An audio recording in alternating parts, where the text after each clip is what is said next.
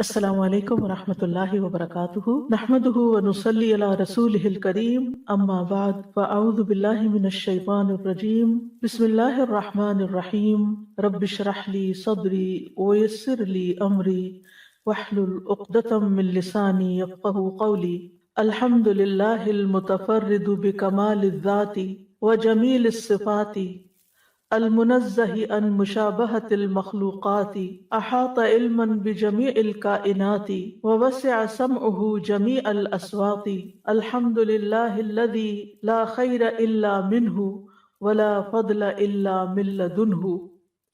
ہر قسم کی حمد اللہ سبحانہ تعالیٰ کے لیے ہے جو کمال ذات اور اچھی صفات کے ساتھ اکیلا ہے، جو مخلوقات کی مشابہت سے پاک ہے۔ اس نے تمام کائنات کو اپنے علم سے گھیرا ہوا ہے اور اللہ کی سماعت تمام آوازوں کو گھیرے ہوئے ہے۔ ہر قسم کی حمد اللہ کے لیے ہے کہ خیر اس کے سوا کہیں سے حاصل نہیں ہوتی اور فضل و کرم صرف اسی کے پاس سے حاصل ہوتا ہے۔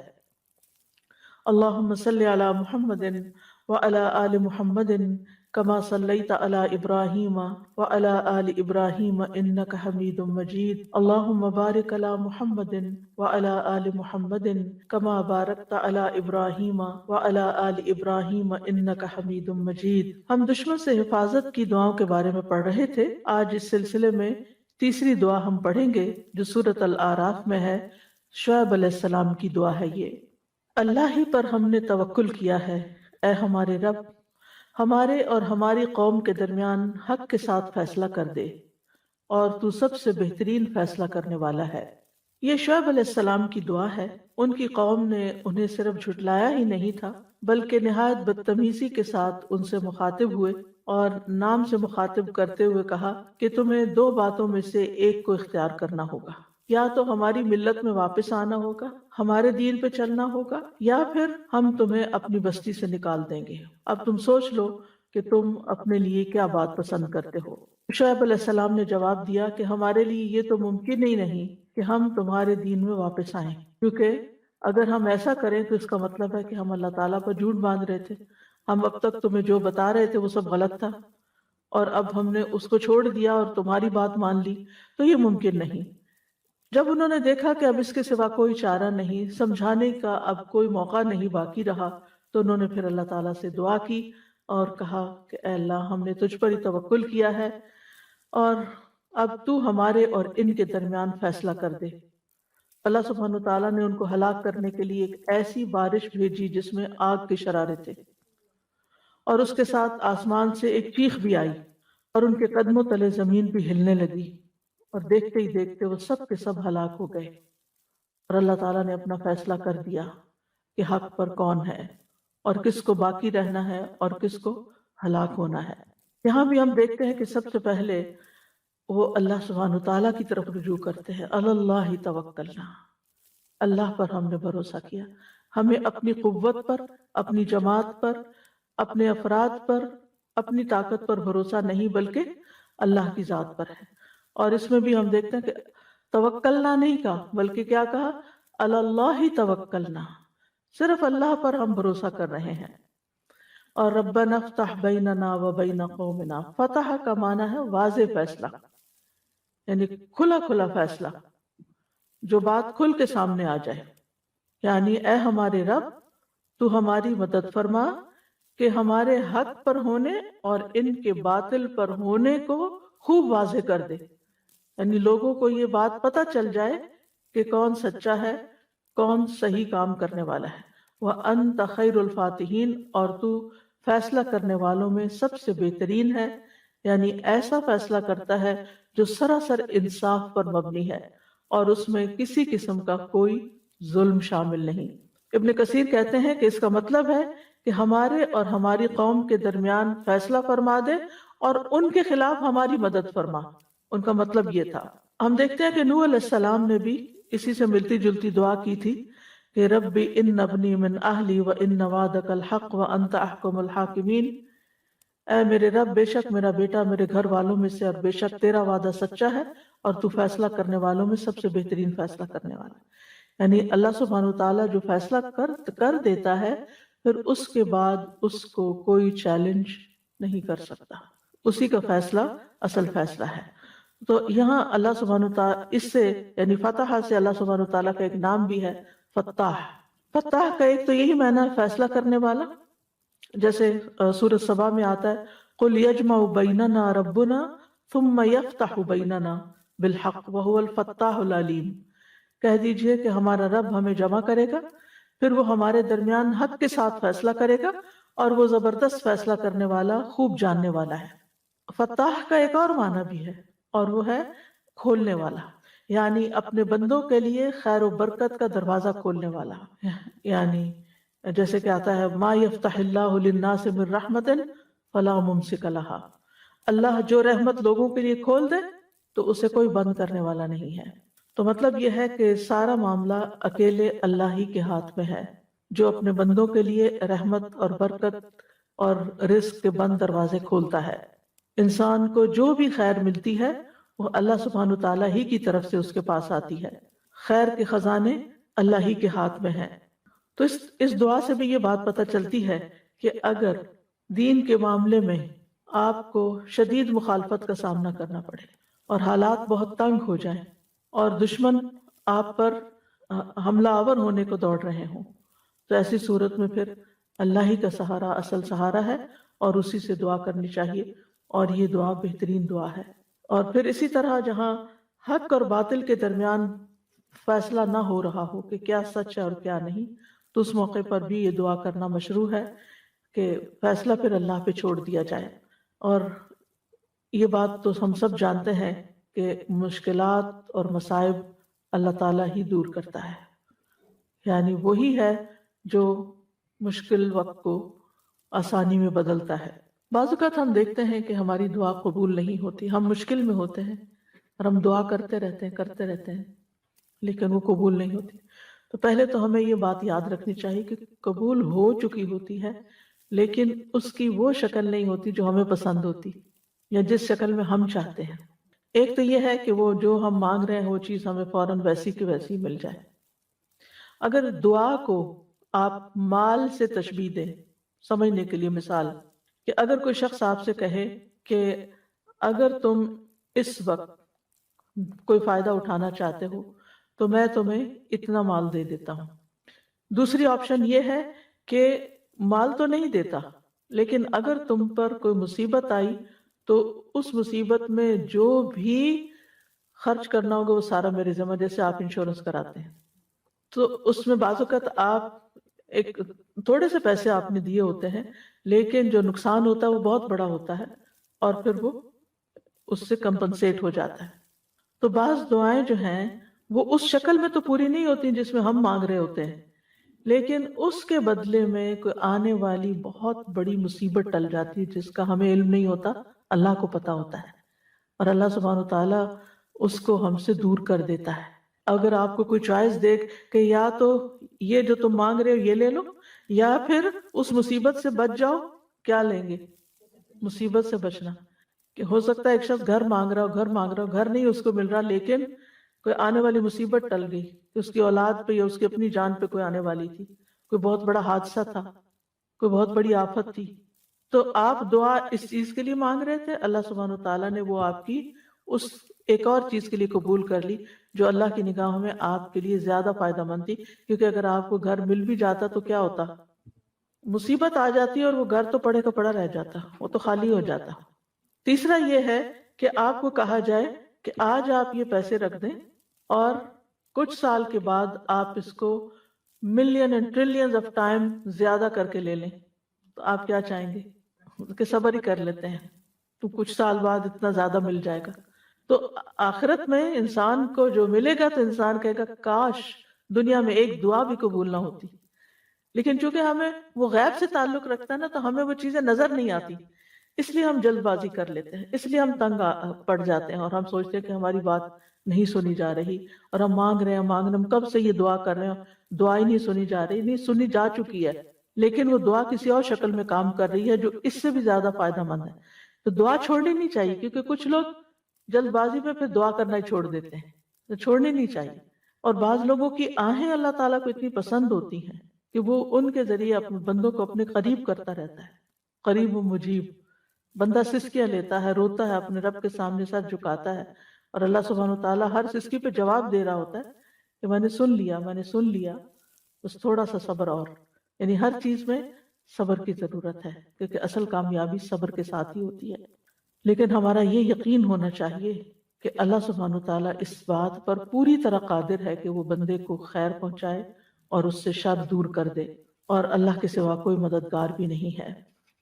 اگلی دعا سورت آل عمران کی دعا ہے. ہاں چھوٹی چھوٹی باتوں پہ تو نہیں، یعنی جی جی وراثت ہو گئی یا ہسبینڈ وائف کے بیچ میں طلاق کے معاملات ہیں، یہ تو کوئی شدید ضرورت ہے.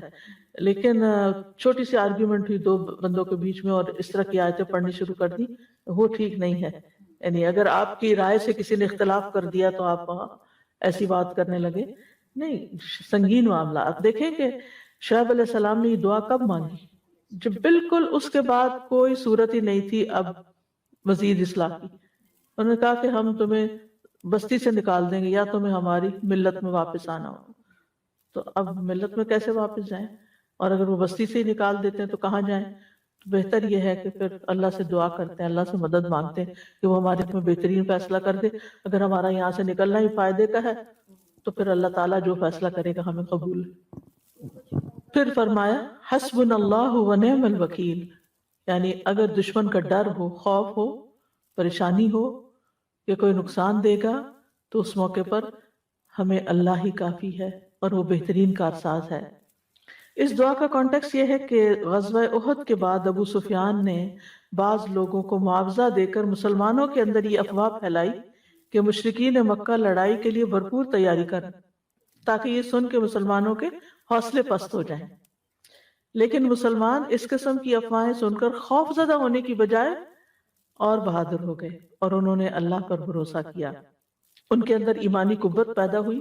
الذین قال لهم الناس ان الناس قد جمعوا لكم فاخشوهم فزادهم ایمانا وقالوا حسبنا اللہ ونعم الوکیل.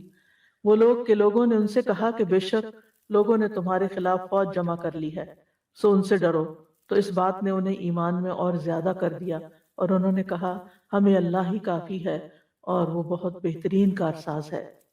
اس میں آپ دیکھیے کہ اللہ سبحانہ تعالیٰ پر مکمل بھروسہ اور ٹرسٹ اور حقیقی توکل کا محسوس ہوتا ہے کہ حسبنا اللہ و نعم الوکیل، کافی ہے ہمیں اللہ ہی اور وہ بہترین کام بنانے والا ہے.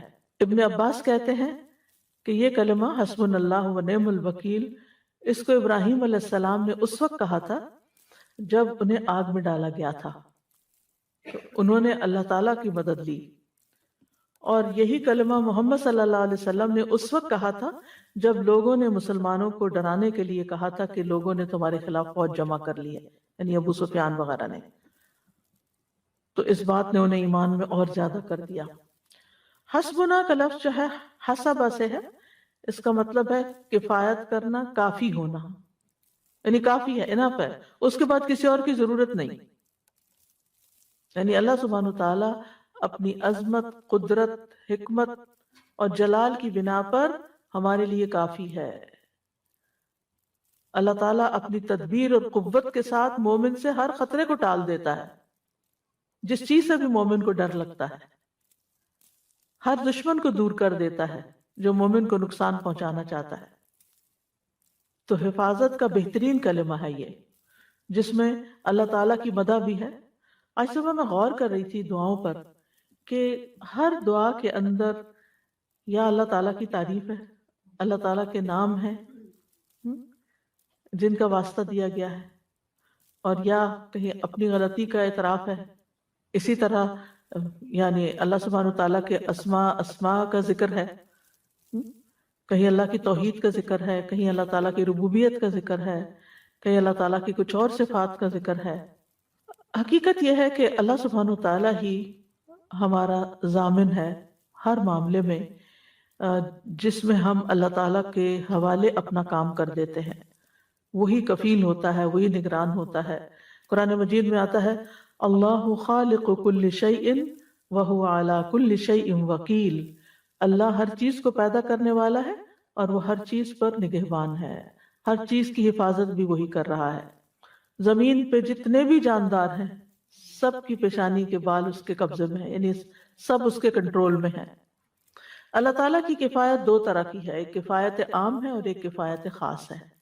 کفایت عام میں اللہ سبحانہ وتعالیٰ ان تمام چیزوں میں بندوں کو کفایت کرتا ہے جو انہیں دین و دنیا کے معاملے میں پریشان کریں، یعنی کسی بھی قسم کے فائدوں کا حصول اور نقصان کا دور ہونا۔ خاص کفایت کیا ہے؟ اللہ کے متقی بندوں کی کفایت اور توکل کرنے والوں کو کافی ہونا، جس کے ساتھ اللہ تعالیٰ ان کی دین اور دنیا کو درست کر دیتا ہے۔ جیسے آتا ہے نا، یا ایھا النبی حسبک اللہ ومن اتبعک من المؤمنین، اے نبی آپ کے لیے بھی اللہ کافی ہے اور ایمان لانے والوں کے لیے بھی۔ تو اس سے کیا پتہ چلتا ہے کہ اللہ سبحانہ وتعالی ایمان والوں کے لیے جو اس پر توکل کرتے ہیں ان کے لیے خاص قسم کی کفایت کرتا ہے۔ اسی لیے جیسے کل بھی میں نے کچھ مثالیں دی تھی نا، کہ جس میں بندوں کے پاس کچھ بھی نہیں تھا اور اللہ صرف اور صرف اللہ پہ بھروسہ تھا، وسائل کچھ بھی نہیں تھے۔ اچھا، اس کا یہ مطلب نہیں ہے کہ انسان وسائل اختیار نہ کرے، وسائل ضرور اختیار کرے، لیکن بعض اوقات وسائل ہوتے ہی نہیں، پھر کیا کرے؟ کمزور محسوس نہ کرے اور یہ نہ سوچے کہ اب تو میں مارا گیا، اب میں نہیں بچتا، نہیں، پھر بھی معاملہ اللہ کے سپرد کرے اور اللہ تعالیٰ کو اپنا ضامن بنائے۔ اور اگر اللہ کسی کے ساتھ ہو پھر کسی اور کی ضرورت بھی نہیں رہتی۔ حسبنا اللہ، اس کا مطلب اب سوچیے، ذرا غور کیجیے اس پر، حسبنا اللہ، اللہ کافی ہے۔ کافی کا مطلب اور کسی کی ضرورت نہیں، کافی ہے، اس کی مدد ہمارے لیے بہت ہے، اس پہ ہم ٹرسٹ کرتے ہیں۔ پھر اگلی دعا ہے سورۃ القصص کی، اے میرے رب مجھے ظالم قوم سے نجات دے۔ یہ بابرکت دعا موسیٰ علیہ السلام کی دعاؤں میں سے ہے۔ ان کی بہت سی دعائیں ہیں، ان میں سے ایک دعا یہ ہے۔ موسیٰ علیہ السلام جب فرعون کے ظلم و ستم سے تنگ آ گئے تو انہوں نے یہ دعا کی کہ یا رب مجھے فرعون اور اس کی قوم سے نجات دے۔ اسی طرح کی دعا مانگی تھی کس نے؟ آسیہ علیہ السلام نے۔ کیا؟ رب ابن لی عندک بیتا فی الجنہ ونجنی من فرعون وعملہ، کیونکہ تھا تو اس کا شوہر لیکن دشمن بن چکا تھا۔ تو اگر کوئی بھی ظلم کرتا ہو اور شدید ظلم کرتا ہو اور انسان کے پاس اس سے نکلنے کا کوئی چارہ نہ ہو تو انسان کو یہ دعا پڑھنی چاہیے کہ اللہ مجھے ظالم لوگوں سے نجات دے۔ بعض اوقات بعض خواتین بہت کمزور ہوتی ہیں اور ان پر تشدد بھی کیا جا رہا ہوتا ہے اور ان پہ لعن طعن بھی اور ان کو دن رات کی دھمکیاں بھی اور ذلت آمیز سلوک بھی۔ تو ایسی، اور ضروری نہیں کہ وہ دین کے معاملے میں، دنیا کے معاملے میں بھی بعض لوگوں کے اوپر بلا وجہ کا ظلم کیا جاتا ہے۔ تو اللہ سبحانہ تعالیٰ ہی ہے جو ظالموں کے چنگل سے انسان کو چھڑا سکتا ہے۔ تو اس وقت یہ دعا پڑھنی چاہیے۔ اور یہاں بھی رب کے وسیلے سے دعا کی جا رہی ہے، رب نجنی من القوم الظالمین، کہ تو ہی میرا رب ہے، تو ہی میرا خالق ہے، تو ہی میرا مالک ہے، تو ہی میرا رازق ہے، تو ہی مجھے چلانے والا ہے، تو ہی میری کفایت کرنے والا ہے، تو ہی میری مدد کرنے والا ہے۔ میں جس ظلم کا شکار ہوں میری کوئی مدد کرنے والا نہیں۔ حتیٰ کہ بعض اوقات آپ دیکھیں ماں باپ بھی ہاتھ اٹھا لیتے ہیں کہ ہم کچھ نہیں کر سکتے، بس اب تم صبر ہی کرو۔ ایک انسان کہاں تک صبر کر سکتا ہے؟ تو یہاں ظالموں سے مراد فرعون اور اس کی قوم تھی۔ ظالموں سے مراد کفار بھی ہو سکتے ہیں اور ظالموں سے مراد سو کالڈ مسلم بھی ہو سکتے ہیں جو خود مسلمانوں پر ہی ظلم کر رہے ہوں۔ تو انبیاء اور نیک لوگ ہمیشہ سختیوں میں، تکلیفوں میں، مصیبتوں میں اللہ سبحانہ تعالیٰ کی طرف رجوع کرتے ہیں اور اسی سے مدد طلب کرتے ہیں اور اللہ سبحانہ تعالیٰ کی طرف پناہ لینے کے لیے دوڑتے ہیں۔ تو ظالموں کے شر سے بچنے کے لیے اپنی دعاؤں میں یہ دعا شامل کر لینی چاہیے۔ اور اس کے علاوہ بھی جو مصیبتیں ہیں، یعنی مختلف لوگوں کی طرف سے مصیبتیں ہو سکتی ہیں، تو ایسی صورت میں، یعنی بعض لوگ ایسے ممالک میں رہتے ہیں کہ جس میں ان کا صرف مسلمان ہونا ہی ایک بہت بڑا جرم ہے اور ان کو جو سزائیں دی جاتی ہیں، آپ دیکھیں کہ برما کے لوگوں کا کیا قصور تھا اور کس طرح ان کو جلایا گیا اور کس طرح ان کو گھر بے گھر کیا گیا اور کس طرح وہ یعنی اس ڈر اور خوف سے جب نکلے بھی ہیں تو آگے ان کے ساتھ کتنی مشکلات پیش آئیں۔ تو بعض لوگوں پر، یعنی کبھی کبھی میں سوچتی ہوں ایسے تصور میں بھی کہ اگر میں وہاں پیدا ہوئی ہوتی تو کیا حال ہوتا۔ اسی طرح جو چائنیز مسلم ہیں وہ جس حال میں ہے اور ان کے جو حالات آپ پڑھتے ہیں، اور پھر ان کے یعنی کہ مجھے خود کچھ چائنیز نے بتایا تھا کہ بعض جگہوں پر اتنی سختی ہے مسلمانوں پر کہ وہ روزہ نہیں رکھ سکتے، زبردستی ان کے منہ میں کھانا ٹھونستے ہیں. یعنی عام دنوں میں ان کو چاہے دیکھیں یا نہ دیکھیں کہ کچھ کھا رہے ہیں یا نہیں، لیکن رمضان میں نماز پڑھنے کی تو اجازت نہیں. اور تقریباً سارے چائنیز نے دو دو نام رکھے ہوئے ہیں، ایک اسلامی نام رکھا ہوا اور ایک چائنیز نام رکھا ہوا ہے. یعنی حتیٰ کہ اپنے نام سے بھی اپنی آئیڈینٹی کو چھپاتے ہیں کیونکہ ایسے ظلم و ستم میں رہ رہے ہیں. آپ سوچئے ہم اس آزادی کی نعمت کا جتنا بھی شکر ادا کریں کم ہے. اگر اللہ نہ کرے ہم کسی ایسی جگہ پر پیدا ہوتے جس میں نہ ہم نماز پڑھ سکتے، نہ ہم حجاب کر سکتے، نہ ہم اپنے آپ کو مسلمان ظاہر کر سکتے، تو پھر کیا کرتے؟ یعنی جہاں ہر طرف سے ظلم و ستم کی بارش ہے. تو ایسے تمام مسلمانوں کو جو کہیں پر بھی ہوں، جو کسی بھی طرح کے ظلم و ستم کا شکار ہوں، زیادہ سے زیادہ اللہ سبحانہ وتعالیٰ کی طرف رجوع کرنی چاہیے. مشکل یہ ہے کہ عموماً جب دنیا میں ہمیں کوئی تکلیف ہوتی ہے تو ہم اللہ سبحانہ وتعالیٰ کی طرف سب سے آخر میں جاتے ہیں. پہلے ہم لوگوں کی طرف دیکھتے ہیں، امی ابا کی طرف دیکھتے ہیں، بہن بھائیوں کی طرف دیکھتے ہیں، اگر مالی کمی کا شکار ہیں تو مالدار لوگوں کی طرف دیکھتے ہیں. تو دنیا کے سہارے ڈھونڈتے ہیں. ٹھیک ہے، دنیا کے وسائل اختیار کر سکتے ہیں، لیکن سب سے زیادہ خالص ہو کر پہلے اللہ تعالیٰ ہی کو پکارنا چاہیے. تو اللہ تعالیٰ لوگوں کے دل بھی مسخر کر دیتا ہے آپ کی مدد کے لیے، کیونکہ دعا ایسی چیز ہے جو ایک عبادت بھی ہے اور اس کے ذریعے مصیبتیں اور بلائیں ٹلتی بھی ہیں، کیونکہ عبادت بذات خود ایک ذریعہ بنتی ہے آپ کا اللہ سبحانہ تعالیٰ کی طرف رجوع کرنا ہی. یعنی بعض اوقات انسان منہ سے بھی کچھ نہیں نکال پاتا، اتنا اوور ویلڈ ہوتا ہے، اتنا زیادہ اس کا دماغ پریشان ہوتا ہے کہ اس کو دعا کرنے کے لیے الفاظ بھی نہیں ملتے، لیکن وہ صرف یہی کہتا ہے یا رب یا رب. یعنی صرف اللہ کے کسی نام کے ساتھ ہی اس کو پکار رہا ہوتا ہے.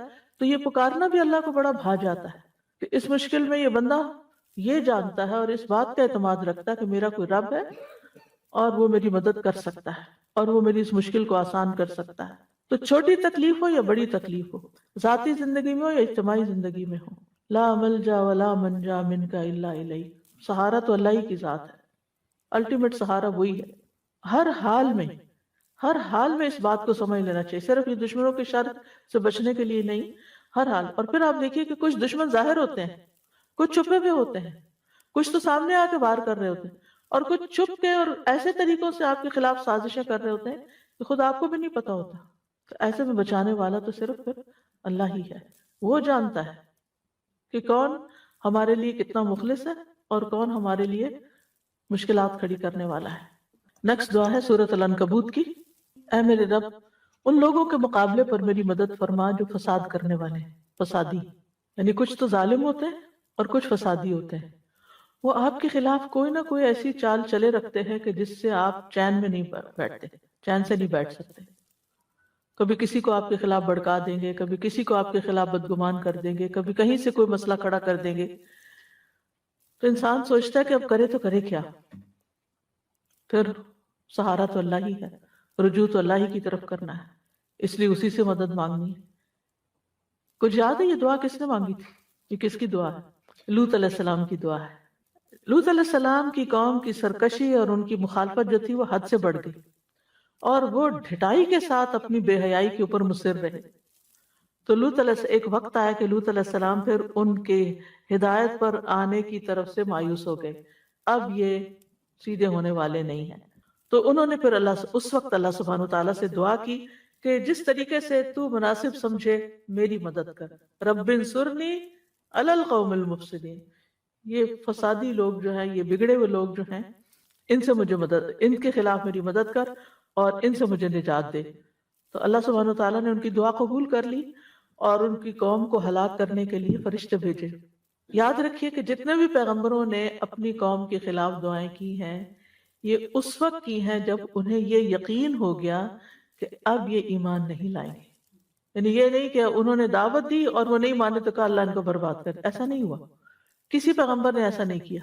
تو اس لیے اگر آپ دین کے راستے میں آپ کو کوئی مشکلات آ رہی ہیں، کوئی روڑے اٹکا رہا ہے، کوئی مسائل کھڑے ہو رہے ہیں یا کوئی سختی تنگی ہے، تو یہ نہیں کہ ذرا سی پہلی ہی مشکل پر آپ بددعائیں دینا شروع کر دیں. نہیں، یہ اس کو دعا کی بنسبت بد دعا کہا جا سکتا ہے، کیونکہ علل قوم الخلاف مانگی جا رہی ہے۔ جب انسان ہر طرح کا اپنا وسیلہ اختیار کر چکے، یعنی ویسے بھی اللہ تعالیٰ سے دعا کرتا رہے، مدد مانگتا رہے، لیکن دشمن کے خاتمے کی دعا اس وقت جب پھر کوئی اور چارہ نہ ہو۔ جی ہاں، جب تھریٹ آ جائے، جان کا خطرہ ہو، عزت کا خطرہ ہو، اس وقت۔ نیکسٹ دعا ہے سورۃ النساء کی۔ اے ہمارے رب، ہمیں اس بستی سے نکال جس کے رہنے والے ظالم ہیں، اور ہمارے لیے اپنے پاس سے کوئی حمایتی بنا دے، اور ہمارے لیے اپنے پاس سے کوئی مددگار بنا دے۔ حمایتی اور مددگار مانگ رہے ہیں۔ اس آیت میں ان کمزور مسلمانوں کی طرف اشارہ ہے، ان بچوں کی طرف اشارہ ہے، عورتوں کی طرف اشارہ ہے جو مکہ یا آس پاس کے کچھ قبائل کے اندر وہ اسلام قبول کر چکے تھے لیکن ہجرت نہیں کر سکتے تھے، ان کے پاس وسائل نہیں تھے، لہٰذا وہ کفار کے ظلم اور تشدد کو برداشت کرنے پر مجبور تھے، اور اللہ تعالیٰ سے دعا کیا کرتے تھے کہ یا اللہ ان ظالموں سے رہائی کی کوئی صورت پیدا فرما دے، اور ہمارا کوئی حامی و مددگار پیدا کر دے جو ہمیں ان ظالموں کے ظلم سے نکال کے لے جائے۔ تو ربنا اخرجنا من هذه القریہ، تو قریہ سے مراد یہاں مکہ ہے، لیکن اس کے علاوہ آج بھی جس قریہ، جس علاقے، شہر، ملک میں کوئی ظلم و ستم کا شکار ہے، وہ اس کو ذہن میں رکھ کے دعا مانگ سکتا ہے۔ اور پھر یہ کہ یہاں ولی اور نصیر کی بات کی گئی ہے، یعنی ولی جو ہمارے معاملے کی سرپرستی کرے، ہمارے حق میں کوئی لڑے، ہماری طرفداری کرے، اور نصیر جو ہے وہ دشمن کے خلاف ہماری مدد کرے۔ تو ولی اور نصیر جب کسی جگہ پر اکٹھے ہوتے ہیں یعنی ایک آیت کے اندر، تو ولی وہ ہوتا ہے جو نفع پہنچائے، اور نصیر وہ ہوتا ہے جو نقصان کو دور کرے۔ اور اگر یہ الگ الگ آئے تو ان میں دونوں معنی شامل ہوتے ہیں۔ تو اللہ سبحانہ تعالیٰ نے ان کمزور مسلمانوں کی دعا قبول کر لی، اور بعض کے لیے اللہ نے مدینہ آنا آسان کر دیا، اور پھر بعض ایسے تھے کہ جو دعائیں مانگتے رہے، تو ایک وقت آیا کہ اللہ تعالیٰ نے مکہ فتح کرا دیا، اور یہ سارے کے سارے لوگ اس ظلم و ستم سے باہر آ گئے۔ اس کے علاوہ یہ تو دعائیں تھیں ظالم سے بچنے کی، دشمن سے بچنے کی، لیکن اوورآل بھی حفاظت کے لیے دعا، شیطان سے حفاظت کی، کیونکہ وہ عدو مبین، اس کے لیے بھی دعائیں ہیں، جیسے کہ سورۃ البقرہ کی آخری آیات اگر انسان رات کو پڑھتا ہے تو وہ اسے ہر آفت سے بچانے کے لیے کافی ہو جاتی ہیں۔ کفتاہ معوذات، رسول اللہ صلی اللہ علیہ وسلم نے فرمایا اے عقبہ، کیا میں تمہیں دو بہترین صورتوں کے بارے میں نہ بتاؤں جو پڑھی جاتی ہیں؟ قل اعوذ برب الفلق اور قل اعوذ برب الناس۔ اے عقبہ، جب بھی تم سو اور جاگو ان صورتوں کو پڑھا کرو۔ کسی مانگنے والے نے ان کی مثل نہیں مانگا، اور نہ کسی پناہ مانگنے والے نے ان کی مثل پناہ مانگی۔ حتیٰ کہ اگر آپ کو وسوسے آتے ہیں، یا آپ کو کسی بھی قسم کے شر سے ڈر لگتا ہے، ایسی چھپی بیماریوں سے ڈر لگتا ہے کہ جن کا انسان کو خود بھی نہیں پتا ہوتا، یا کوئی بھی، یعنی کچھ لوگ ہوتے ہیں نا کہ ایک انجانے خوف کا شکار رہتے ہیں، پتہ نہیں کیا ہو جائے، تو ان دونوں صورتوں کو اگر انسان شعوری طور پر ہر نماز کے بعد پڑھنا شروع کر دے، یہ ایسے خوف کا یقینی علاج ہے۔ شعوری، جی شعوری طور من شر ما خلق، تجربہ کر کے دیکھیں، یعنی خوف ہو، وسوسے ہوں، یعنی ان کی جگہ آپ کا دل خوشی سے بھر جائے گا، اور جتنا جتنا اللہ تعالیٰ پر اعتماد بڑھتا جاتا ہے کہ اللہ تعالیٰ ہے اور وہ مدد کرے گا اور وہ اس سارے تکلیف کو دور کر دے گا اور ہر چیز اس کے کنٹرول میں ہے، تو اتنا اتنا ایمان بڑھتا جاتا ہے۔ اصل میں علاج کیا ہے؟ امیونٹی بڑھائیں۔ خوف خطرے تو ہر جگہ ہیں ہی، فساد ہی فساد ہے دنیا میں، یہ کس چیز کی طرف آپ نگاہ اٹھائیں گے کہ وہاں آپ کو کوئی نہ کوئی مسئلہ نظر نہیں آئے گا؟ مسائل تو ہیں دنیا میں، ہے ہی امتحان کی جگہ، لیکن پھر یہاں رہتے ہوئے کیسے اپنے اندر اطمینان پیدا کریں؟ اطمینان کہاں ہے؟ اطمینان پھر صرف اللہ پر ایمان لانے میں ہے، اور جتنا جتنا ایمان بڑھے گا اتنے اتنے آپ طاقتور ہوتے چلے جائیں گے، اور جتنے جتنے آپ طاقتور ہوتے چلے جائیں گے آپ ہر ایک چیز سے کا مقابلہ کرنے کے لیے تیار ہو جائیں گے۔ پھر چیزیں آپ پر حاوی نہیں ہوں گی، آپ ان سب مسائل پر حاوی ہو جائیں گے۔ اور پھر اپنی زندگی کے اچھے دنوں کو سوچا کریں، کیونکہ ہم میں سے ہر انسان کی زندگی میں اتار چڑھاؤ آتے رہتے ہیں۔ کبھی ہم ایمان کے اعتبار سے بڑے اوپر ہوتے ہیں، پھر نیچے ہو جاتے ہیں، پھر اوپر ہوتے ہیں، کیونکہ ہمارا دل ایک حالت میں تو رہتا ہی نہیں ہے نا، اس نے تو اوپر نیچے ہوتے رہنا ہے۔ تو پھر سوچا کریں ان وجوہات کو، ان چیزوں کو دیکھا کریں کہ وہ کیا چیزیں تھیں کہ جس کی وجہ سے میرا ایمان زیادہ تھا۔ مثلا رمضان میں زیادہ تھا، اس کا مطلب آپ روزے رکھتے تھے تو آپ کو فائدہ تھا، روزے رکھنا شروع کر دیں، یعنی اپنے اس چیز سے نکلنے کے لیے، ایمان بڑھانے کے لیے۔ آپ قرآن کی تلاوت زیادہ کرتے تھے تو اپنی قرآن کی تلاوت کی ڈوز بڑھا دیں۔ آپ مخصوص ذکر کیا کرتے تھے، یا آپ لوگوں کو تعلیم دیتے تھے، یا آپ لوگ صدقہ خیرات زیادہ کر رہے تھے، یعنی جس بھی یہ سارے علاج ہیں قلبی بیماریوں کے اور ان سارے مخاوف کے۔ مخاوف خوف کی جمع ہے، اردو کا عربی کا لفظ ہے، یعنی یہ حل ہے، یہ علاج ہے۔ اور دعا جو ہے نا یہ اسلحہ ہے، دعا مومن کا سلاح ہے، اس کو معمولی نہ سمجھا کریں، کیونکہ جب کسی کو کسی مسئلے کا حل دعا بتایا جاتا ہے تو وہ اس کا دل بیٹھ جاتا ہے، وہ کہتا ہے یہ تو اس کے پاس تو کوئی حل ہی نہیں ہے۔ ابھی دعا کو بہتر کرنے کی ضرورت ہے، جو کر رہے ہیں اس میں مزید ڈوز ڈالیں اور مختلف دعائیں کریں، اور شعوری طور پر کریں، اور قبولیت کے اوقات میں کریں، اپنی نیکیاں بڑھا دیں، کیونکہ ان رحمت اللہ قریب من المحسنین۔ پھر اسی طرح یعنی آپ سوچئے کہ اگر کوئی ہر نماز کے بعد تھوڑا سا وقت نکال کے یہ صورتیں پڑھ لیتا ہے، قل هو اللہ احد، قل اعوذ برب الفلق، قل اعوذ برب الناس، آپ صلی اللہ علیہ وسلم کی یہ بات یاد رکھتے ہوئے کسی مانگنے والے نے ان کی مثل نہیں مانگا، نہ کسی پناہ مانگنے والے نے ان کی مثل پناہ مانگی، یعنی شر سے بچنے کے لیے اس سے بہتر کوئی دعا ہی نہیں دوسرے لفظوں میں۔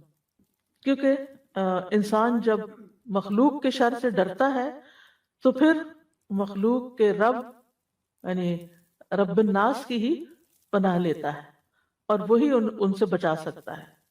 پہلے بھی ایک چھوٹی سی مثال میں نے دی تھی شاید کسی لیکچر میں، جب آپ کہیں جا رہے ہوں اور بکریوں کے ریوڑ کے پاس سے گزر رہے ہوں، اور بکریوں والے کے پاس اس کا کتا بھی ہو، اور کتا آپ پہ بھونکنا شروع کر دے، تو آپ کیا کریں گے؟ آپ خود کتے سے لڑیں گے یا بکری والے کو کہیں گے اپنے کتے کو سنبھالو؟ بکری والے سے کہیں گے نا کہ آپ، کیونکہ آپ اس سے نہیں لڑ سکتے، وہ اس کی بات تو مانے، اس کے تو ایک اشارے میں وہ بھاگ جائے گا۔ تو اسی طرح بہت سے لوگ آپ کے خلاف باتیں کرنے والے ہو سکتے ہیں، آپ کا مذاق اڑانے والے ہو سکتے ہیں آپ کے دین کی وجہ سے یا کسی بھی اور وجہ سے، تو پھر آپ ان سب سے لڑ نہیں سکتے، ان کا منہ بند نہیں کر سکتے۔ آپ ان کا جو مالک ہے نا، اور ان کا جو رب ہے، اور جس کے کنٹرول میں یہ سارے، آپ اس سے فریاد کریں کہ یا اللہ تو ان سب سے مجھے کافی ہو جا، ان کو سنبھال لے۔ پھر اسی طرح ایک اور دعا ہے، اللہم انی اعوذ بک من جہد البلاء ودرک الشقاء وسوء القضاء وشماتۃ الاعداء۔ اے اللہ بے شک میں تیری پناہ مانگتا ہوں سخت مصیبت، بدبختی کے لاحق ہونے سے، بری تقدیر سے، اور دشمنوں کے خوش ہونے سے۔ ابو ہریرہ رضی اللہ عنہ سے روایت ہے کہ نبی صلی اللہ علیہ وسلم آزمائش کی مشقت سے، بدبختی کے آنے سے، برے خاتمے سے، اور دشمن کے ہنسنے سے اللہ کی پناہ مانگا کرتے تھے۔ یہ ساری چیزیں کتنی تکلیف دہ ہے نا، کہ جہد البلا، آزمائش کی مشقت۔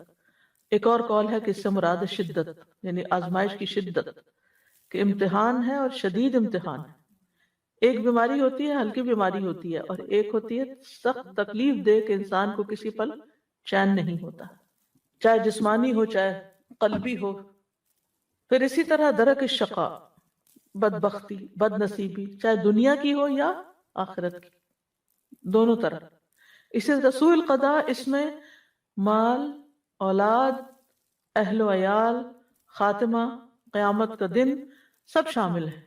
سوء القضاء، اللہ بری تقدیر سے ہر جگہ، مجھے بھی، میری اولاد کو بھی، اور مال میں بھی، اور میرے انجام میں بھی، ہر جگہ تو مجھے محفوظ رکھنا اس سے۔ ابن بطال کہتے ہیں شماتت الاعداء وہ بات ہے جو دل کو تکلیف پہنچاتی ہے اور نفس پہ انتہائی گراں گزرتی ہے۔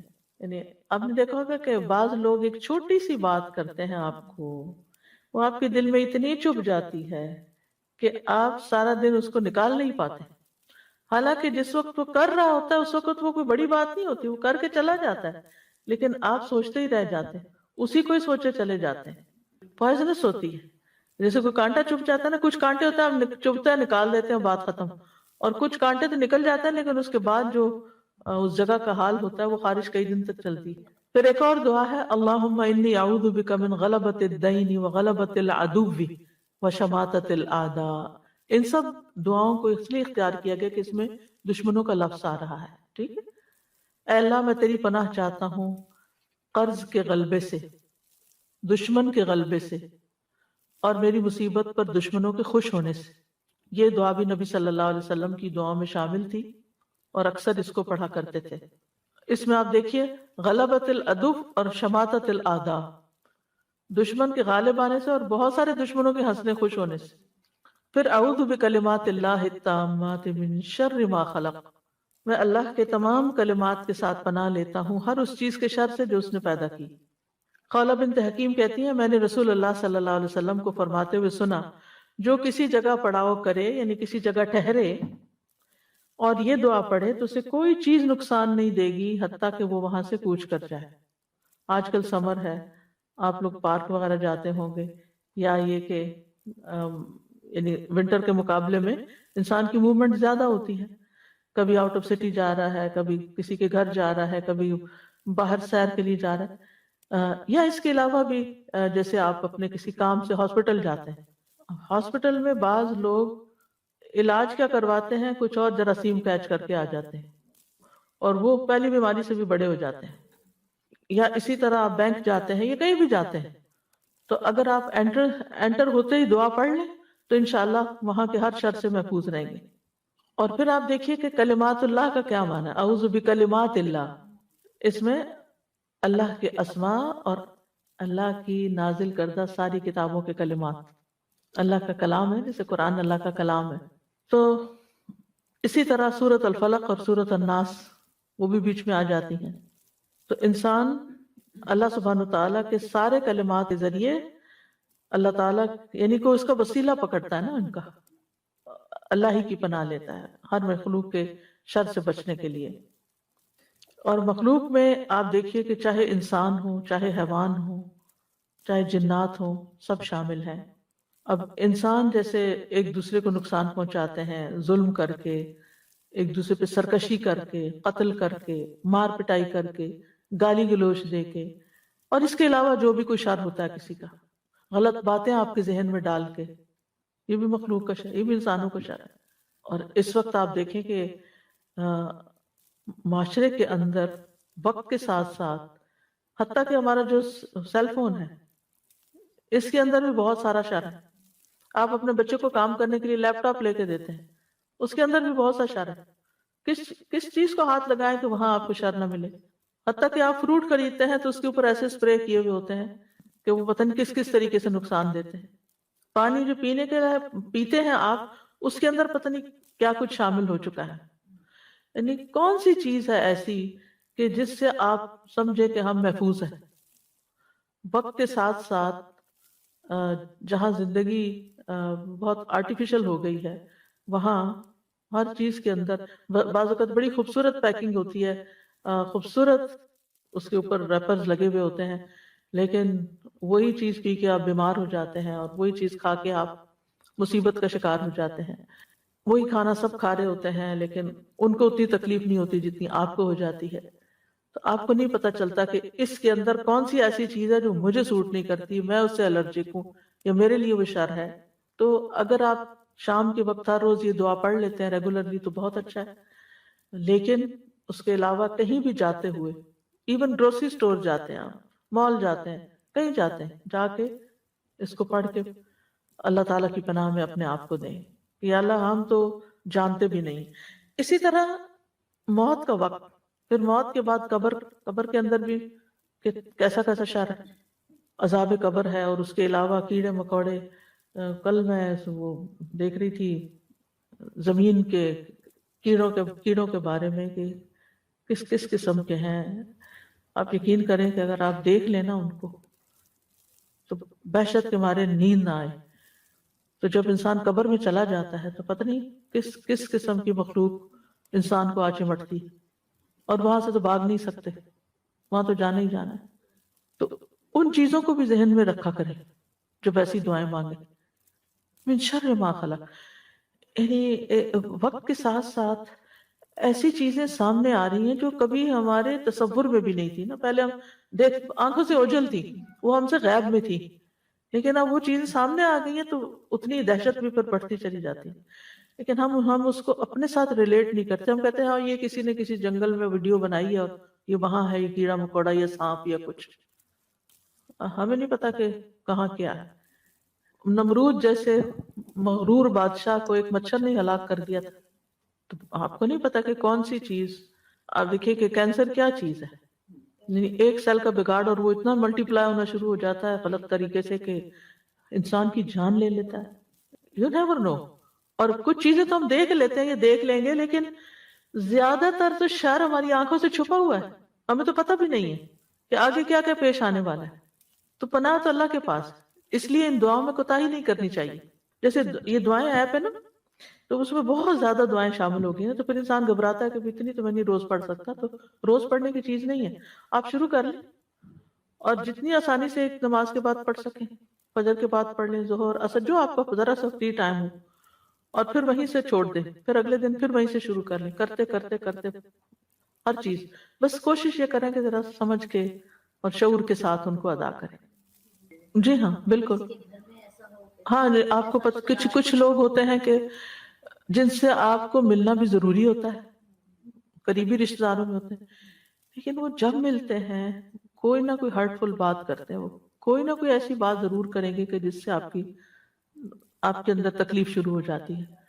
اب آپ ان کو، حتیٰ کہ بعض بہت ہی کلوز ریلیشن بھی ہوتے ہیں، یعنی ماں باپ بھی ہو سکتے ہیں، بچے بھی ہو سکتے ہیں، کہ ماں باپ بچوں کو دیکھے بغیر نہیں رہتے، اور جب بچے آتے ہیں تو ایسی بدتمیزی کی باتیں بعض اوقات کر جاتے ہیں کہ انسان کے لیے انتہائی تکلیف دہ ہو. کیونکہ آپ دیکھیں کہ جن رشتوں سے زیادہ پیار ہوتا ہے نا، اور جن رشتوں سے زیادہ ایکسپیکٹیشن ہوتی ہے، تکلیف بھی وہیں زیادہ ہوتی ہے. تو حتیٰ کہ انسان یہ کہے کہ اللہ مجھے اپنی اولاد ہی کے شر سے یا جو بھی کوئی اور تکلیف دینے والا ہے اس سے بھی محفوظ رکھ. پھر اسی طرح جن و انس وغیرہ تو ہو گئے، خود انسان کے اپنے نفس کے اندر بھی شر ہے. ٹھیک ہے نا جی. نعوذ باللہ من شرور انفسنا ومن سیئات اعمالنا. میں اپنے نفس کے شر سے اپنے آپ کو اللہ کی پناہ میں دیتی ہوں، کیونکہ ان النفس لامارۃ بالسوء، نفس انسان کو بہت زیادہ حکم دیتا ہے برے کام کرنے کا، اور جب ہم برے کام کرتے ہیں تو ظاہر ہے اپنی آخرت برباد کرتے ہیں. اور اسی طرح ہمارے بعض اعمال یعنی جو گناہ ہوتے ہیں وہ ہمارے لیے نقصان دہ ہوتے ہیں. تو جب انسان یہ دعا پڑھتا ہے تو پھر آپ کے درمیان اور چیزوں کی بری تاثیر کے درمیان اسی حساب سے رکاوٹ ڈال دی جائے گی جتنا آپ کے تعوذ میں طاقت ہوگی، جتنا بہترین تعوذ ہوگا یا جتنا وہ کمزور ہوگا اسی حساب سے. یعنی اگر آپ نے پناہ شیلڈ اپنے اوپر یا اپنی پروٹیکشن وال جو ہے وہ کمزور رکھی ہوئی ہے تو اٹیک زیادہ ہوگا، زیادہ مضبوط ہے تو اتنا ہی وہ ٹکرا کے واپس چلا جائے گا شر. پھر ہے اللہم انی اعوذ بک من الفقر والقلۃ والذلۃ واعوذ بک من ان اظلم او اظلم. اے اللہ میں فقر و فاقہ، قلت اور ذلت سے تیری پناہ میں آتا ہوں کہ مجھے کوئی ذلیل کرے، اور میں اس بات سے تیری پناہ میں آتا ہوں کہ میں کسی پہ ظلم کروں یا کوئی مجھ پہ ظلم کرے. فقر کا مطلب ہوتا ہے پیٹھ کے یا کمر کے جو ریڑھ کی ہڈیاں نے اس کے مہرے توڑ دینا. مطلب ہے مراد اس سے ہے ہاتھ کا مال سے خالی ہو جانا، کچھ رہا ہی نہیں، تو اس کی کمر ٹوٹ گئی، کہتے ہیں نا کمر ٹوٹ گئی. تو یہ فقر سے ٹوٹتی ہے، محتاجی سے ٹوٹتی ہے. اور فاقہ مخلوق کی طرف شدید حاجت مند ہو جانا، یعنی بندوں کی شدید ضرورت پڑ جانا. قلت کسی چیز کا کم ہو جانا یا تعداد میں کمی ہونا یا خیر کے دروازوں میں کمی ہونا، یعنی اللہ نے اپنی رحمتوں کے بہت سے دروازے کھولے ہوئے، طرح طرح کی نعمتیں آپ کے پاس آ رہی کہ حالات پلٹا کھا جاتے ہیں اور دروازے بند ہو جاتے ہیں. ذلت یعنی ایسی ذلت کہ دوسروں کی نگاہوں میں انسان حقیر ہو جائے اور اس کی کوئی قدر و قیمت نہ رہے. اور عیلہ جو ہے محتاجگی اور ہاتھ کا رزق سے خالی ہونا. اور فقر جو ہے اس سے پناہ مانگنا اس لیے ضروری ہے کہ بعض اوقات یہ فقر جو ہے وہ کفر تک پہنچا دیتا ہے انسان کو. انسان اپنی بنیادی ضروریات کے پوری کرنے کے لیے اپنے دین کو بھی بیچ ڈالتا ہے۔ اور پھر آپ دیکھیے کہ انسان کو یہ بھی ڈر ہوتا ہے کہ کہیں بے صبری کی وجہ سے میرے اندر اللہ کے قضاء و قدر کے فیصلوں کے بارے میں کوئی ناراضگی نہ پیدا ہو جائے، کہیں شیطان مجھ پہ مسلط نہ ہو جائے۔ کیونکہ جب انسان ضرورت مند ہو جاتا ہے نا، تو کمزور جب ہوتا ہے تو پھر ساری چیزیں اٹیک کر دیتی ہیں کہ یا اللہ مجھے پناہ دے کہ میں مخلوق کا بہت محتاج ہوں، کہ لوگوں پر ڈیپینڈنٹ ہو جاؤں، یعنی میں صرف تیرا ہی محتاج ہوں، بندوں کا نہ ہوں۔ کیونکہ جب انسان بندوں کا محتاج ہوتا ہے نا تو اس کی عزت نفس میں بھی کمی آتی ہے، اس کے دین میں بھی کمی آتی ہے، اس کی مروت میں بھی کمی آتی ہے۔ ایسے بندے کو لوگ حقیر سمجھنا شروع کر دیتے ہیں جب بندہ بندوں کا محتاج ہوتا ہے۔ اور اسی طرح جب قلت ہوتی ہے چیزوں کی تو پھر کبھی انسانوں کی قلت ہو جاتی ہے، مددگاروں کی قلت ہو جاتی ہے، رشتوں کی قلت ہو جاتی ہے، ایک کے بعد ایک رشتہ چلا جاتا ہے دنیا سے۔ ایسے بھی ہوتا ہے نا، زندگی میں ہی اولاد فوت ہو گئی، زندگی میں ہی بیوی یا شوہر فوت ہو گیا تو انسان کتنا تنہا ہو جاتا ہے۔ تو یہ قلت جو ہے کسی بھی چیز کی قلت ہو سکتی ہے، یعنی پہلے آپ کے پاس سب کچھ تھا، بھرا ہوا گھر تھا، پھر چھٹ گئے سارے، اور اس کی وجہ سے انسان کے اندر عجب تکلیف شروع ہو جاتی ہے۔ پھر ذلت، کہ لوگ آپ کو کوئی امپورٹنس ہی نہ دیں، نہ آپ کی بات سنیں، اور نہ ہی آپ کی طرف کوئی توجہ کریں۔ یہ چیز بھی بڑی تکلیف دہ ہوتی ہے کہ آپ کسی مجلس میں جائیں، کوئی آپ کو پوچھے بھی نہ، وہ لوگ اپنی خوش گپیوں میں مصروف ہوں، اپنی باتوں میں خوش ہو رہے ہیں، اور آپ اپنے غم میں بیٹھے ہوئے، کوئی آپ کا حال تک نہیں پوچھتا۔ ایسا ہوتا ہے نا، بعض لوگ بالکل آئسولیٹڈ بیٹھے ہوتے ہیں، کوئی ان کی طرف توجہ نہیں کرتا، کوئی ان کو نہیں پوچھتا۔ پھر اسی طرح ظلم سے بھی پناہ مانگی کہ اللہ مجھے اس سے بچا کے رکھنا، کیونکہ ظلم کی وجہ سے انسان بعض اوقات اپنے دین، اپنے ایمان، اپنے دین کا جو کام، اپنے مشن، اپنی بہت ساری ایسی چیزوں سے پیچھے ہٹ جاتا ہے جو اس کی زندگی کا بہت بڑا پیشن ہوتا ہے۔ اور بعض اوقات رنج و غم، یعنی ظلم کی وجہ سے رنج و غم آتا ہے نا، اور رنج و غم اور پریشانی انسان کی عقل کو، انسان کے جسم کو، انسان کے دل کو تھکا دیتی ہے کہ زندگی میں کوئی لطف ہی باقی نہیں رہتا۔ یعنی ساری نعمتیں ہیں، کھانا رکھا ہوا ہے، کھانے کا کوئی ٹیسٹ ہی نہیں آ رہا، کپڑے ہیں پہن کے کچھ مزہ ہی نہیں آ رہا، گھر ہے کوئی چین ہی نہیں آ رہا، کتنی تکلیف دہ زندگی۔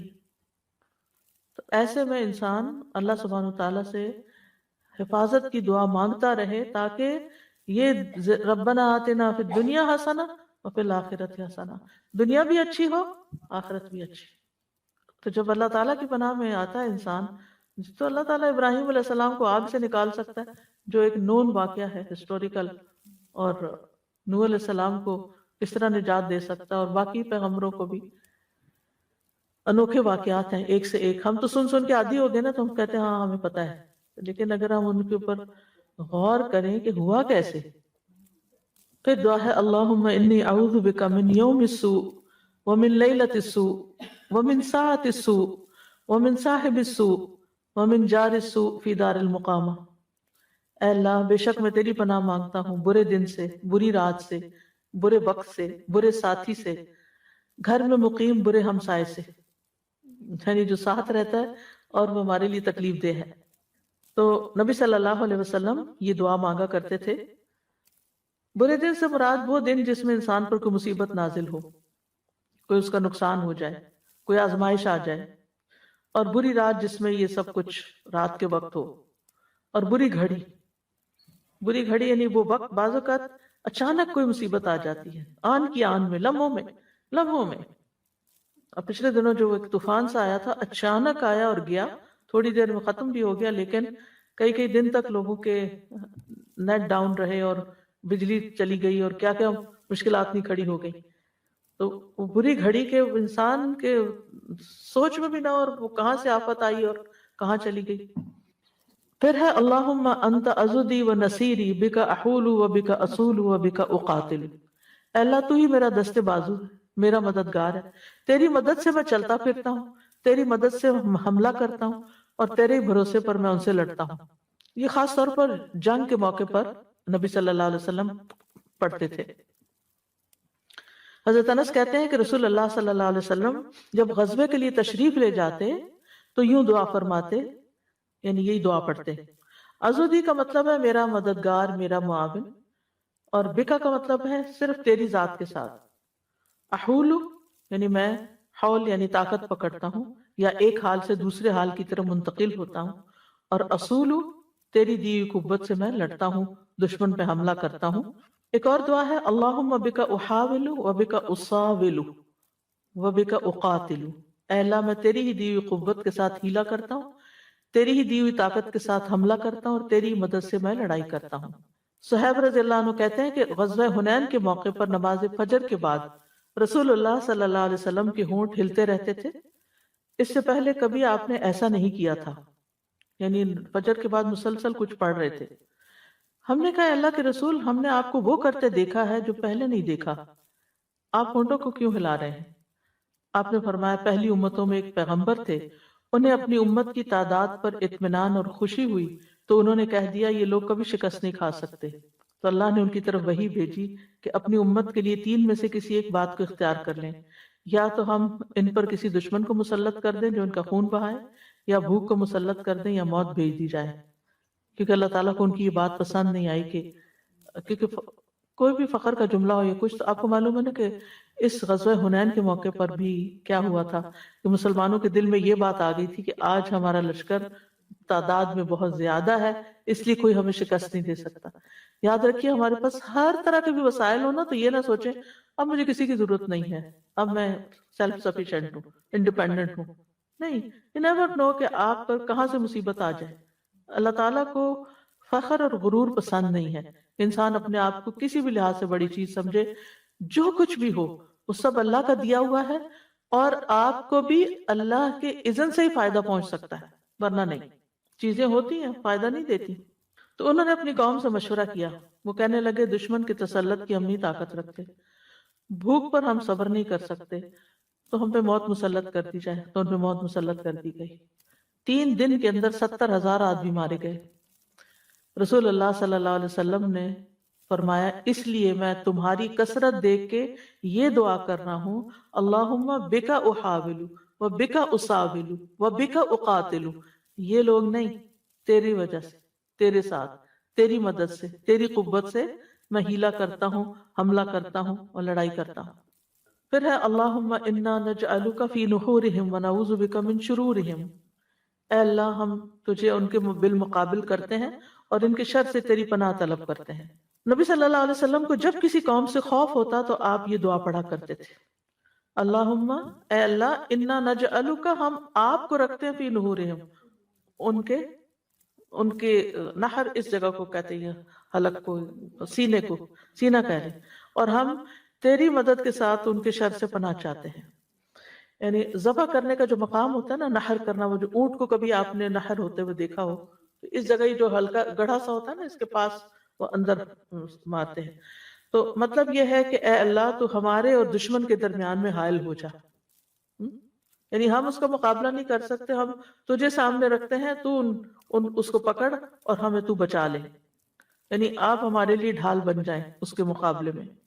جی یہ دعا ہے اللہم انا نجعلک فی نحورہم، بد دعا ہے یہ، ہاں، ونعوذ بک من شرورہم، یعنی تو ہی ان کے شر کو ہم سے دور کر دے۔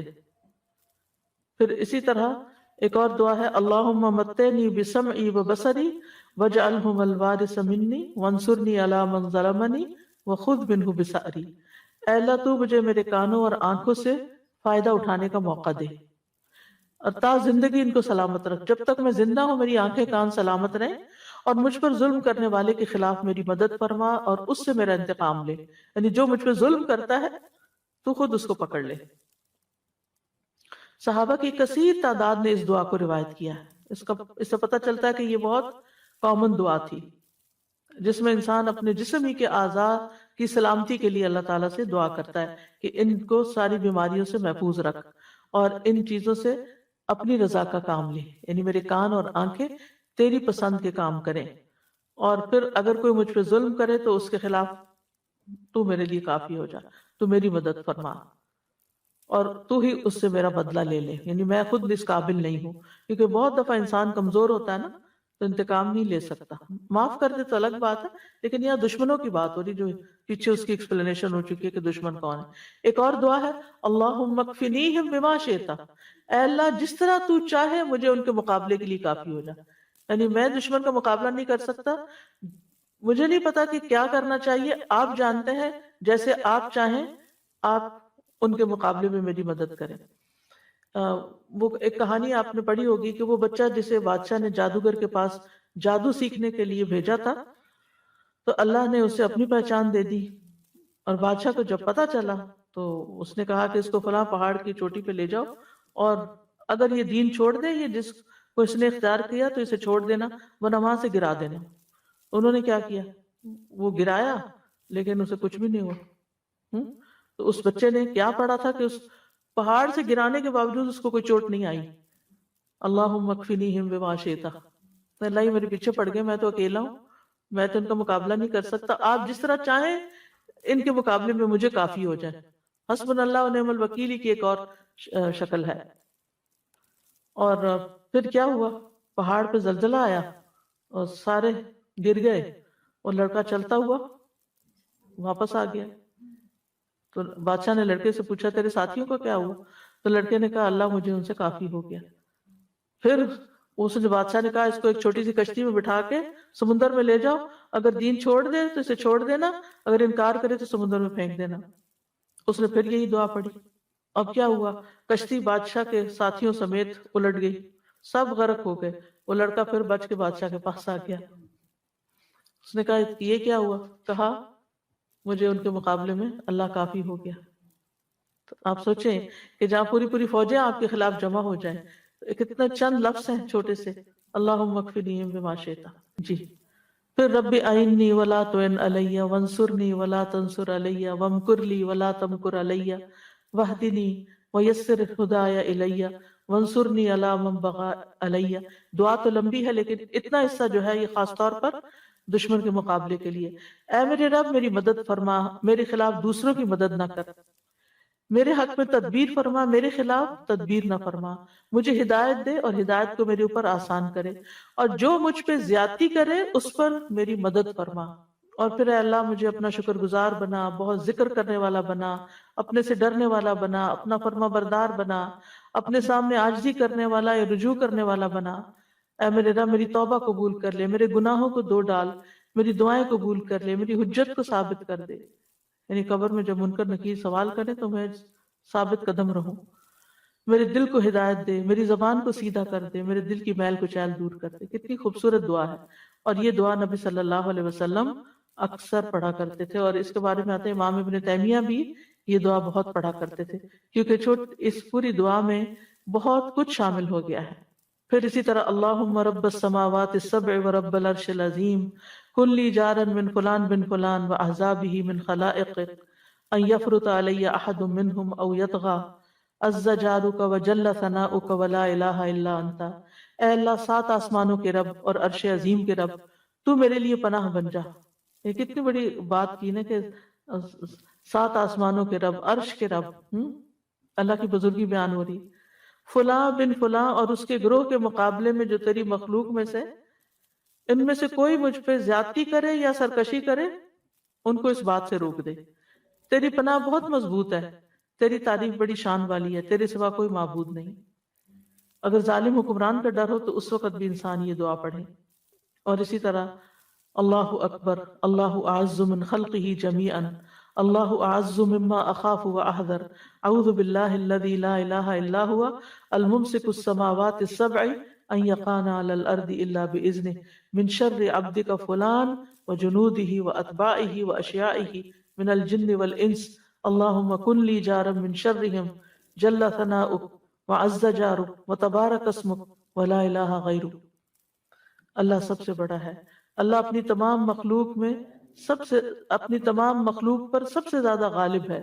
اللہ ان چیزوں سے کہیں زیادہ طاقت والا ہے جن سے میں خوف کھا رہا ہوں، جن چیزوں سے میں ڈرتا ہوں اللہ ان سے زیادہ طاقتور ہے۔ میں اللہ کی پناہ میں آتا ہوں جس کے سوا کوئی معبود نہیں، اس 7 آسمانوں کو تھامنے والا کہ وہ زمین پر گر نہ جائیں مگر اس کی اجازت سے، تیرے فلاں بندے کے شر سے، یعنی جس کی طرف سے بھی شر کا اندیشہ، اس کے لشکروں، اس کے پیروکاروں اور جنوں اور انسانوں میں سے اس کے ساتھیوں کے شر سے بھی، اے اللہ ان کے شر سے میرے لیے پشت پناہ بن جا۔ تیری تعریف بڑی شان والی ہے، تیری پناہ بڑی مضبوط ہے، تیرا نام بہت بابرکت ہے اور تیرے سوا کوئی معبود نہیں۔ تو کسی بھی قسم کا کوئی ظالم ہو تو اس کے غالب آنے سے اگر ڈر لگے آپ کو کہ وہ ظالم مجھے پکڑ لے گا یا ظالم مجھے نقصان دے گا، تو آپ یہ دعا پڑھیں تو انشاءاللہ آپ کی حفاظت ہوگی۔ اور بس آپ آج کافی ہے۔ اور پھر عافیت کی دعائیں، اللہم انی اسألک المعافات فی الدنیا والآخرہ، اور اللہم انی اسألک العفو والعافیت فی دینی و دنیایا۔ تو یہ دعائیں پیچھے میں آپ کو ایکسپلین کر بھی چکی ہوں، یہ بھی شر سے بچنے کی دعائیں ہیں۔ اور پھر اسی طرح گھر والوں سے اگر کوئی تکلیف ہو تو اللہم انی اعوذ بک من جار السوء ومن زوج تشیبنی قبل المشیب، یہ والی دعا۔ اور پھر سوتے وقت اللہم اسلمت وجہی الیک وفوضت امری الیک، جو بھی خوف ہو آپ کے دل میں یہ دعا پڑھ کے اپنے آپ کو اللہ کے حوالے کریں اور اپنا آخری کلام اس کو رکھیں۔ نبی صلی اللہ علیہ وسلم نے فرمایا جب تم اپنے بستر پر آؤ اور اس طرح وضو کرو جس طرح نماز کے لیے کرتے ہو، پھر دہنی کروٹ لیٹ جاؤ اور یہ دعا پڑھو، اگر وہ شخص اس حال میں مر گیا تو فطرت پر مرے گا، اور ان کلمات کو اپنے آخری کلمات بناؤ۔ وقت کم تھا اس لیے کچھ دعائیں چھوڑنی پڑی ہیں، لیکن میں کوشش کروں گی کہ کسی اور کے اندر شامل ہو جائیں، نہیں تو اللہ مالک ہے۔ سبحانک اللہم و بحمدک اشہد ان لا الہ الا انت استغفرک و اتوب الیک۔